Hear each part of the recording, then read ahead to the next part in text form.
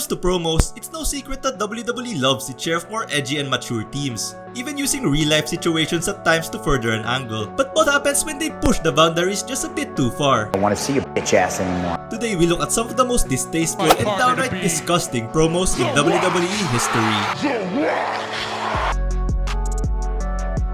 Heidenreich violates Michael Cole. Contrary to popular belief, Michael Cole is a great commentator, especially when Vince isn't constantly barking in his ear. While he normally just stays behind the announce desk, most of the time at least, Vince would sometimes put him on some of the most bizarre and random segments. One such instance was back in a 2004 episode of SmackDown. During a tag match between Kenzo Suzuki and Rene Dupree versus the FBI, the camera suddenly cuts to a scene outside the ring, as we see Michael Cole was getting abducted by none other than Heidenreich. We all know Heidenreich, right? Nope. The man who was most famously known for Anyway, the next time we saw Michael Cole, he was taken to some dark and creepy room while Heidenreich had him awkwardly pinned to the wall from behind. He then proceeds to cut a promo about how he's been studying him for a while now, that he knew both of them had the same desires, and that he's going to give him what he really wants. All of this while doing what can only be described as humping motions, implying that he was actually doing something nasty to Michael Cole down there. The camera cuts out for a bit, and when we saw them again, this time, Cole was in a chokehold while Heidenreich asks, "Are you ready, Michael?"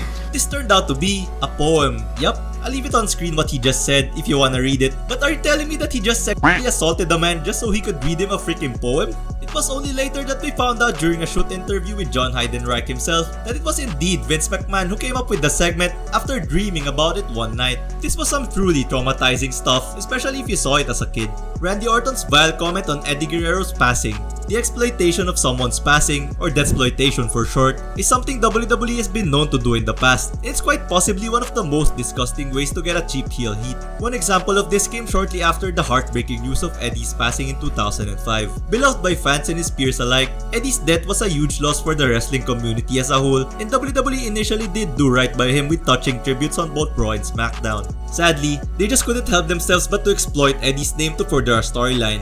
During the road to WrestleMania, Randy Orton interrupted the then Royal Rumble winner Rey Mysterio while he was cutting a promo in the ring. He called Rey's Rumble win a fluke and how it was all due to some kind of divine intervention. Rey then fired back saying how he's the one who threw Randy's ass out of the ring, and things got heated as Randy challenged him for his spot at Mania. Trying to get more into his skin, Randy asks why Rey was looking for Eddie up there in heaven when he's actually down there, saying, "Eddie's down there in hell!" And just like that, all of the goodwill they've built from the tribute ceremony to the video packages instantly gone.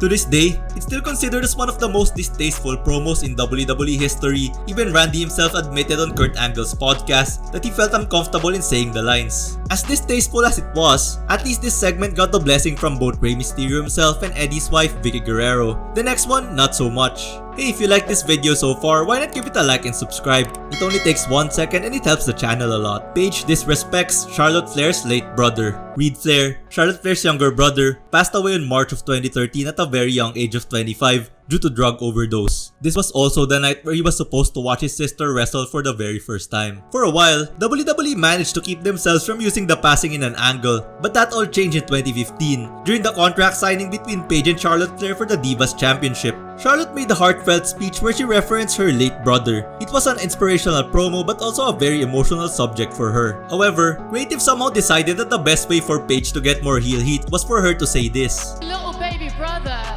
he didn't have much fight in him, did he? Unsurprisingly, the segment drew a lot of flack from the internet who thought WWE took things a bit too far. They did. It would also be revealed that neither Ric Flair nor Charlotte's mother was asked permission for the said promo. Definitely a classless move. Natalia's gas problems. Before the women's revolution, female wrestlers, formerly called divas, didn't have the best treatment in WWE to say the least. Mostly seen by management as mere eye candy, they were often placed as filler in the card, and even worse, they'll sometimes be put in degrading storylines by creative for no reason other than Vince's amusement. Such is the case for Natalya, who in early 2012 was pulled out of a great tag team run with Beth Phoenix, only to be given a farting gimmick instead. You have to feel bad for Natalya. Despite all of her hard work and pedigree as a member of the famed Hart family, she was reduced to doing fart jokes and it's not even really funny. Perhaps the best or worst promo that came out of this was during a backstage segment where Natalya was speaking to her husband, Tyson Kidd, about how embarrassed she was and how she feels so out of control about something, only for him to remark, "It's okay, Nat. It's perfectly natural. Disgusting, Bruh. but natural." Turns out she wasn't referring to the farts, but how she talks a lot when she's nervous. She let it rip anyway after, and that was Kid's cue to GTFO. But unfortunately, Hornswoggle was caught in the line of fire. Poor guy, Piggy James. Another example of WWE creative putting women in humiliating storylines. First off, body shaming is really bad, but Vince clearly didn't get the memo, as on 2010, they decided it would be a good idea for Michelle McCool, who was feuding with Mickie James at the time, to get more heel heat by weight shaming her rival. And so on an episode of SmackDown that year, McCool cut a promo where she was all dressed up as a farm girl, singing a bastardized version of a children's song and calling her Piggy James. It didn't stop there though, as for weeks, McCool would body shame Mickie James in promos, even having her partner Layla wear a fat bodysuit just to spite her some more. The payoff for all of this would come during Royal Rumble when Mickie James squashed Michelle McCool to win the Women's Championship. But really, when you think about it, was this payoff enough to justify all of that disgusting acts she had to go through? Spoiler alert, it wasn't. Even Michelle McCool herself said on record that she wasn't comfortable doing these segments. But as bad as the last two entries were, there's probably nothing more disgusting of an example of female degradation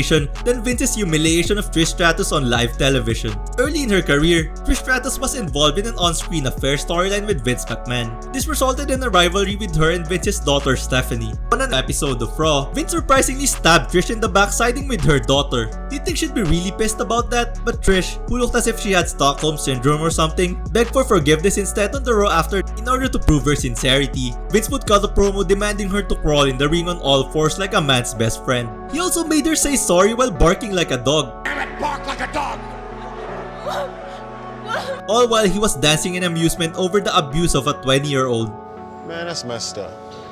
As if that's not degrading enough, Vince made her strip in front of a live audience who were mostly young teenage men. And yet WWE somehow expected that this act would get them to hate Vince more, but of course, it ended up doing the opposite. The payoff for all of this though would finally come at WrestleMania X7, where Trish would slap Vince while he also got his comeuppance from his own wife and son. Although Vince publicly humiliating Stratus was universally looked back upon by fans with disgust, and rightfully so, Trish herself saw this in a more positive light. However, the repercussions of this promo would bear its ugly head years later when it was used against Linda McMahon during her Senate campaign in 2010 that she ended up losing. Kurt Angle wants to have what? After having one of the greatest, if not the greatest WrestleMania match of all time with Shawn Michaels, Kurt Angle moved on to a feud with Booker T. Now on paper this looked to be a great feud. Both were workhorses who can deliver in the ring, but creative, and by that I meant Vince, had other plans. In the storyline, Kurt Angle was portrayed to be a deranged pervert who somehow had an obsession for Booker T's on-screen and real-life partner Queen Charmel. The angle, no pun intended, quickly devolved into something truly sickening. Kurt started stalking Booker's wife and professing on backstage promos how badly he wanted her. At one point, he even committed some truly heinous acts during a handicap match which Angle won. But perhaps the most disgusting part of this feud, and one that will forever live in infamy, came about during that one backstage promo where Angle called Charmel gutter and claimed that he wanted to have with her. Tell me, he didn't just say that. We even get a close-up of Angle where he was twitching like a real maniac. Again, to no one's surprise, Angle revealed that this was Vince's idea all along because he wanted to mess with Angle and somehow he found this bit hilarious. So, about that Jason Jordan thing, Katie Vick. Well, we can't talk about disgusting without including this. In a previous video, I talked about the Reign of Terror and how Triple H was one of the worst inaugural champions in WWE history, thanks in large part due to birthing the most disgusting storyline in WWE history. What I'm referring to, of course, is the Katie Vick storyline. In late 2002, Triple H started feuding with Kane for the World Heavyweight title. At some point during their rivalry, Triple H would come out claiming that he knew everything about what happened to Katie Vick and called him a murderer. After being convinced by Terry Runnels, Goldust's ex-wife for those who don't know, Kane finally came out to the ring cutting a promo and telling the story of who Katie Vick was. According to the Big Red Monster, Katie was a close friend of his and one of the only people who supported him during the early days of his wrestling career. But one night, they went to a party and Katie had too much to drink. And so long story short, they got into a car accident whilst Kane was driving Katie home. Kane survived said accident, but Katie wasn't so lucky as she was killed instantly. But then Triple H came out saying that he wasn't telling the whole truth. Apparently Kane also had been drinking on that fateful night, and when they did the autopsy on Katie's body, they found his specimen on her. He also said that she wasn't just a friend to Kane, and he was in fact madly in love with Katie Vick. Only problem is that he got friend zoned. And that while Kane didn't get arrested, the facts all point to him being the reason for Katie's death. He then had one last question. Did Kane have sex with Katie Vick while she was alive or after she was dead? This man just implied that his co-worker had some kind of philia of the necro kind on live TV. How did this even get written? You might be wondering though, how did Triple H even get access to this information? Imagination. Well, rumor has it that this storyline was supposed to introduce a wrestler named Scott Vick, perhaps someone related to Katie who would have gave Hunter the incriminating files. However, the whole thing was scrapped, but Vince decided to go with the storyline anyway. As if the promos weren't bad enough, we then had to watch as Triple H, who was impersonating Kane, go into a real funeral house and basically simulate what Kane did to a blow-up doll.